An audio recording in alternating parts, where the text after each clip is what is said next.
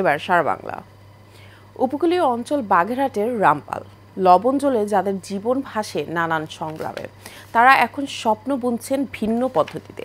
ঘেরের আইলে সবজি উৎপাদনের সম্ভাবনার দ্বার খুলছে গ্রামীণ অর্থনীতিতে, যা পুষ্টি ঘাটতি পূরণ সহ গুরুত্বপূর্ণ ভূমিকা রাখছে স্বল্প পুঁজিতে লাভবান হওয়ার ক্ষেত্রে।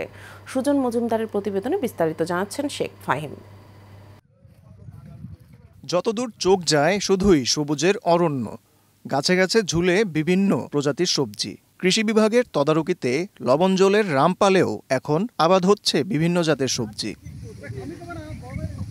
রামপালের বিভিন্ন এলাকায় মৎস্যঘেরের আইলে লবণ সহিষ্ণু বীজ বপনে উৎপাদন হচ্ছে লাউ, করলা, ঢেঁড়স, ঝিঙে, শসা, কুমড়ো, টমেটো, পেঁপে, কলা, বেগুন, তরমুজ ও বাঙ্গি সহ নানা প্রজাতির শাকসবজি ও ফল।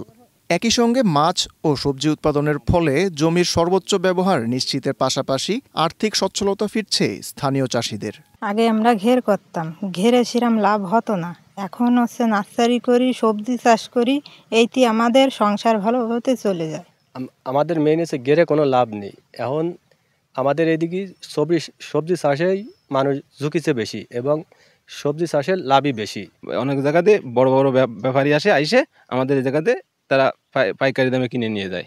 আমরা মাছ ছাড়ি, কিন্তু মাছ সেভাবে উৎপাদন হয় না, ভালো লাভবান হতে পারি না। কিন্তু আমাদের রামপাল উপজেলা কৃষি কর্মকর্তা পবিত্র ভট্ট এবং অনুপম পাল ওনারা আসেন, এই জায়গায় এসে আমাদের পরামর্শ দেন। ওনারা পরামর্শের ফলে আমরা সারাদিক দিয়ে ভেড়ি দিয়ে সবজি চাষ করি। সবজি চাষ করে অনেক লাভবান হয়েছি আমরা। চাষিদের প্রয়োজনীয় প্রশিক্ষণ, বীজ, সার ও প্রযুক্তিগত পরামর্শ দিচ্ছে কৃষি বিভাগ। রামপাল উপজেলায় 3 মৌসুমে সর্বমোট 1456 হেক্টর জমিতে সবজির আবাদ হয়েছিল। সেই বছরের তুলনায় এবার মোট 105 হেক্টর জমিতে আমাদের সবজি আবাদ বৃদ্ধি পেয়েছে। আমাদের ঘেরের আইলে যে সবজি আবাদটা হচ্ছে সেটা হচ্ছে নিরাপদ সবজি এবং বাজারে এর চাহিদা বেশি। এটাই হচ্ছে ঘেরের আইলে এবং প্লেইন ল্যান্ডে সবজি আবাদের মূল যে পার্থক্য। উৎপাদন খরচ কম এবং নিরাপদ সবজি, কৃষক কিন্তু লাভবান হয়। শুধুমাত্র 1 মৌসুমে না, 3 মৌসুমে সবজির আবাদ হয়, রবি, খরিফ 1, খরিফ 2। কৃষি সম্প্রসারণ অধিদপ্তরের তথ্য অনুযায়ী চলতি মৌসুমে রামপালের প্রায় 780 হেক্টর জমির ঘেরের আইলে বিভিন্ন প্রজাতির সবজি চাষ করা হয়েছে।